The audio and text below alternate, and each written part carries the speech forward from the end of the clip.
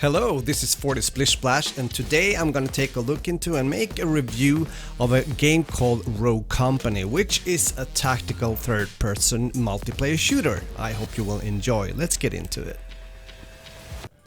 Rogue Company is developed by First Watch Games and published by Hi-Rez Games. Hi-Rez Games is known, for example, for Paladins. It's now available for PC, Xbox One, PS4 and also the Nintendo Switch. You can sign up for the beta at roguecompany.com and hopefully get access, or if you want to get immediate access to the beta, you can buy one of the packages in the Epic Store, such as Starters Founders Pack, Standard Founders Pack or Ultimate Founders Pack. If you don't want to buy your way in, you can simply wait, since Rogue Company will become free to play at a later release date, although we don't know exactly when at the moment. In Rogue Company, you play as a top-secret elite mercenaries that are gathered from all around the world. The game is a tactical third-person shooter and could therefore partly be compared to games such as CSGO or Valorant, even though they are first-person shooters. You play in different 4v4 modes, such as Demolition or Strikeout. I believe that the Demolition game mode doesn't need an explanation, but in Strikeout each team are given a certain number of respawns per round.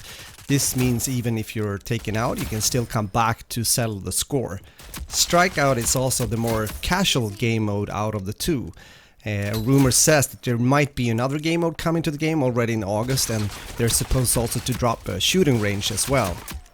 If you're new to the game or shooters overall, there's a tutorial that you can play that shows you the basics of the gameplay, weapons and gadgets. You can also play Demolition in practice mode until you get the hang of it. Rogue Company has a buy in-game system, meaning that you start each round with the possibility to buy a primary weapon, upgrade the same, or buy perks or nades.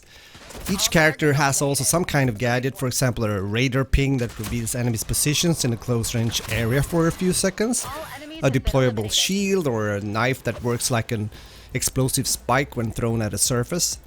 The game has also some elements from Battle Royale games, since you start off each round by flying, or should I say gliding, into the map when each round starts. You can also get downed and therefore also revived by a friend.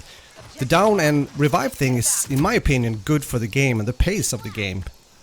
One of the biggest pluses to Rogue Company is that the game fully supports crossplay across all of its platforms. So players on Xbox One, PlayStation 4, PC and even Nintendo Switch can all play with each other. Rogue Company also features cross-progression across all systems, meaning that players doesn't have to worry about leveling up their characters and accounts multiple times.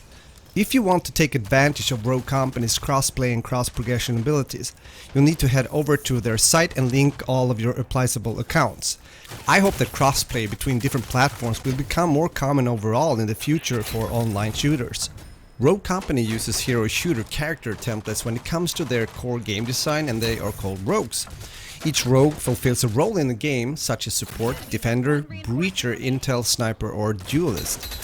4 of the roles are the kind of role types you expect to see in hero shooters like this, but the breacher and defender designs are almost exclusively for the attacking and defending halves of Demolition. Here are the current rogues in the game. When it comes to duelist, you have Scorch, Ronin, Lancer and Shack. When it comes to intel, you have Talon, Dallas, Initiator, Dima and Glitch. When it comes to defender, you have Trench, Vi and Anvil. When it comes to sniper, you have Phantom, and when it comes to support, you have Saint. Notice that there are only like one sniper rogue and one support rogue at the moment, and I hope they will add more here as well, because I like to play both as a, you might say, support or a medic, but foremost also as a sniper. And I have memories from back in the days playing a lot of Dirty Bomb, which I still consider is a really good free-to-play shooter, even though I'm not sure if it's still up and running. But nevertheless, adding more characters, for example for the sniper, is something I would like to see in the future. We also need to talk about the buy or an economy system in the game. The system is similar to CSGO and Valorant, but there's not much advantage to a win or loss streak. Here's where the system works differently. Player purchases during the game are permanent until the half resets and players begin to buy out their rogue's profile once again. A good strategy, in my opinion, in Rogue Company is to upgrade the loadout and buy in perks. I tried to, as soon as I had the economy for it, upgrading my primary weapon, which will improve the performance quite some. That or buying an 8 or extra perk. So this is how you win the economy battle in Rogue Company instead of resetting the opponents, which is the way in, for example, CSGO. Especially in Strikeout, the economy system is more casual, so winning a pistol round isn't much of a big deal, and since you have more money when you start, you can also most of the time buy a primary weapon already at the first round. These are the per round income that you get. Down 500, revive 500, elimination 1000, assist 1000, round win 7,500, round loss 6,500, loss streak bonus 500 per round capped at 1000. I also want to talk about the maps, since map design is very important in every shooter game. The maps I've played so far in the game feels good for both game modes, Strikeout and Demolition, and they are all quite fast paced, giving the players the choice of both tactical setups but also going on a crazy flanking route, for example by using one of the zip lines that you'll find on most maps. The gunplay feels good and the ability to change shoulder angle is luckily in the game as well. Use it as much as you can, that's my advice for today. It can really make a difference. I find myself very often getting into close range battles in the game. It's a combination of how the map works or plays, but also my play style overall. Luckily, that doesn't mean that you are forced to use SMGs or shotguns as in some other shooter titles out there. You can still do well with an assault rifle, LMG or sniper. This is because the one having the better aim in the game will most of the time win the battle, and I like that. I'm overall positive to this game and I haven't found any big flaws so far, and I'm eager to see how the game will do and how it will be received by a bigger audience of gamers when it's finally released as a free-to-play game later on. All these elements mentioned should open up for quite a broad player base, I would say, both casual and a bit more competitive, even though we won't see Rogue Company as an esports game anywhere soon, I believe. But with a bunch of well-designed maps, cool weapons and gadgets along with interesting rogues, I do believe that Rogue Company can become quite a popular game, also among content creators and streamers.